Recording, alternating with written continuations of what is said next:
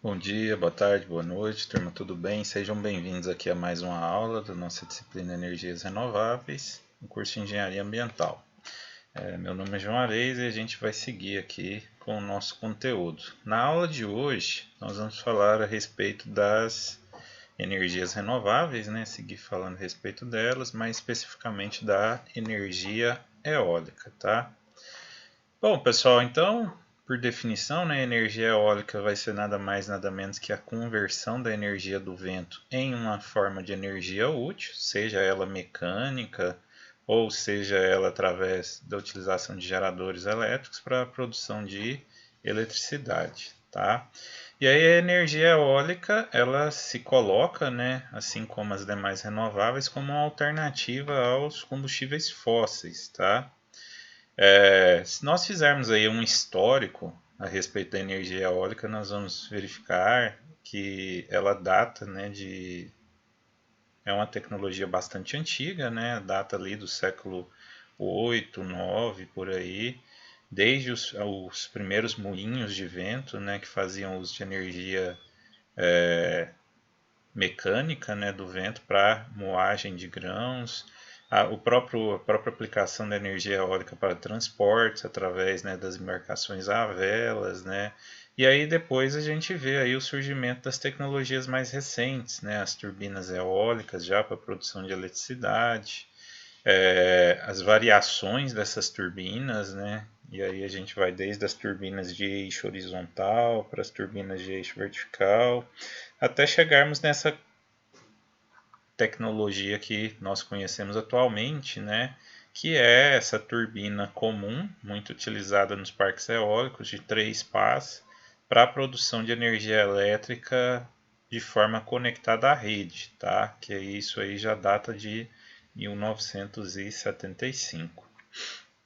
Aqui é só para dar um panorama para vocês a respeito da energia eólica no Brasil e no mundo, né? O Brasil se coloca aí entre os 10 maiores produtores dessa fonte energética e em termos de capacidade instalada, né, o Brasil também ainda, né, continua instalando bastante parques eólicos, né? Então o Brasil está ali em 12º, por exemplo, no ano de 2019, em termos de novas instalações eólicas. Aqui só para vocês terem uma ideia dos níveis de investimento no setor eólico pelo mundo. Então, né, de 2000 para cá, ela vem sendo uma matriz que está sofrendo investimentos constantes ao longo dos anos. E o Brasil, né, a exemplo de outros países do mundo, tem um excelente potencial para o uso da energia eólica. Só lembrando, né, que quando a gente fala em energia eólica, geralmente nós estamos falando ali em aproveitamentos na faixa de 7 metros por segundo acima, tá? Então são essas regiões aqui vermelho, vermelho mais escuro, né? Onde nós temos aqui o extremo norte, nordeste do país, né? O litoral, e o extremo sul do país. Também temos ali o interior do Paraná, Santa Catarina e o interior ali do Recôncavo Baiano, norte de Minas, tá? Então são as principais regiões do nosso país onde você pode extrair esse potencial eólico. Aqui naturalmente nós estamos falando daqueles grandes parques eólicos, tá? Aquelas torres de 120, 130 metros de altura. Naturalmente, investimentos no ramo de mini eólicas, né, aerogeradoras de pequeno porte ou de menor porte, aí naturalmente nós podemos, né, utilizá-los em outras regiões do nosso país. Aqui ainda dentro desse contexto, né, do panorama, só mostrando o percentual da energia eólica aqui em verde. Então, dos anos 2000 para cá houve um crescimento bastante interessante desse potencial frente às outras fontes. Aqui só destacando, né, em termos de geração confirmada e o que se prevê em termos de geração eólica. Então, você prevê ali um aumento dessa fonte. E aqui destacando, né, os percentuais. Então, conforme nós já falamos em aulas anteriores, a nossa matriz ela tem um privilégio de ser predominantemente renovável, porém ela é altamente dependente da matriz hidráulica, tá? Mas dos anos 2000 para cá está acontecendo uma diversificação maior dessa matriz, né? O exemplo disso, esse próprio gráfico aqui mostra, né, padrão 2018 e o padrão 2023, já uma redução de em torno de 3% da matriz hidráulica, naturalmente pelo acréscimo das outras matrizes renováveis, entre elas a eólica, tá? Que está ali previsto ali um crescimento de quase 1%, né? Mais de aproximadamente 1% nos próximos anos. Aqui, né, fazendo aquela separação de acordo com o potencial, a divisão, né, em termos de megawatt produzido, né? Então, conforme eu mencionei, as maiores regiões estão no extremo nordeste e no extremo sul do país. E aqui, né, esse gráfico mostrando aqui a divisão por estado, né, que é equivalente àquela nossa tabela anterior. Bom, pessoal, aqui só para mostrar um pouquinho para vocês como é interessante essa matriz, né, a matriz eólica. Esse aqui é o gráfico, né, do Sistema Interligado Nacional, né, que é o sistema do ONS. Quem tiver interesse, basta você acessar o site do ONS que você consegue ver a produção de energia em nosso país em tempo real, tá? Então aqui só para vocês terem uma ideia, nesse determinado dia aqui em específico, que eu retirei essa imagem, a região Nordeste estava exportando energia, geralmente ela importa, então ela estava exportando para o Norte e para o Sul, Sudeste e Centro-Oeste. E aí a gente destaca aqui que a maior parcela de energia gerada pelo Nordeste é a energia eólica, tá? Então, assim, isso é só para mostrar para vocês a importância da energia eólica nessa região específica, tá? Então, ela reforça tanto a demanda de energia, né, que aí, graças a isso, é possível até mesmo exportar para outras regiões do país, tá? Isso aqui é só para deixar esse destaque.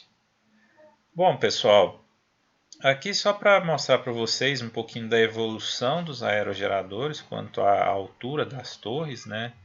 Então, as primeiras torres elas eram de porte pequeno, né? Torres ali da ordem de 20 metros, 50 kW, isso na década de 80.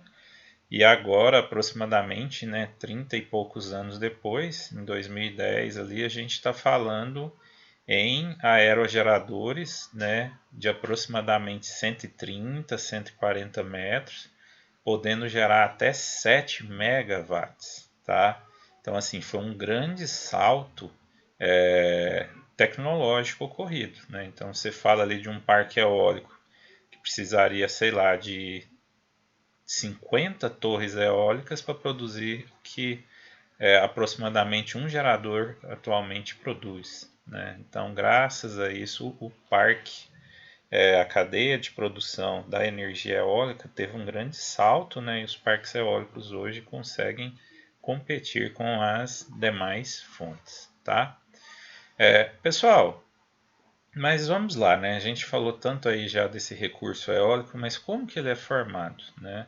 Então, a energia eólica, assim como as demais, né, ela depende basicamente da radiação eletromagnética que chega do Sol, e isso vai produzir os diferenciais de temperatura entre as camadas atmosféricas superior e inferior, né, e também as diferenças de temperatura na superfície dos oceanos. Graças a esses diferenciais de temperatura, ocorre a formação dos vórtices turbulentos, né, os vórtices de fluxo de massas de ar e, consequentemente, as formações de ventos, tá? E aí você passa a ter ali as correntes de ventos nas diversas regiões do planeta, tá? Então é graças a isso que nós temos a formação dos ventos. E aí, pessoal, esse vento, né, que também está diretamente ligado não apenas com o Sol, mas também com o ciclo hidrológico como um todo, esse vento ele vai ter algumas características, né? E aí por que que predominantemente, né, igual aqui no caso do Brasil, a geração eólica ocorre mais próximo às regiões litorâneas? Porque nessas regiões você tem uma característica, né, de vento muito constante, soprando ali na superfície da água. Esse vento, além de ser constante, ele tem um dossel constante também, ou seja, camadas bem definidas ao longo de suas alturas.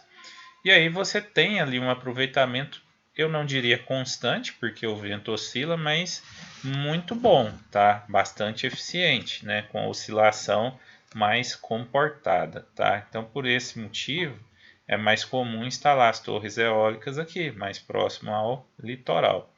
À medida que você caminha para o interior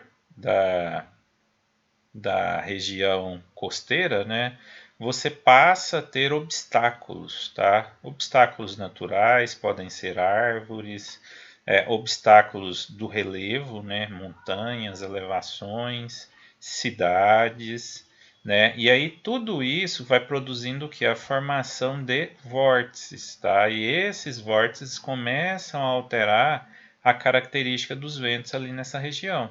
Então, aquele vento que é plenamente constante na região litorânea ou muito, né, mais constante que o do interior, ele, à medida que ele adentra ali para a região costeira, você passa a ter um vento mais oscilante. Isso aí acaba dificultando o aproveitamento eólico, tá?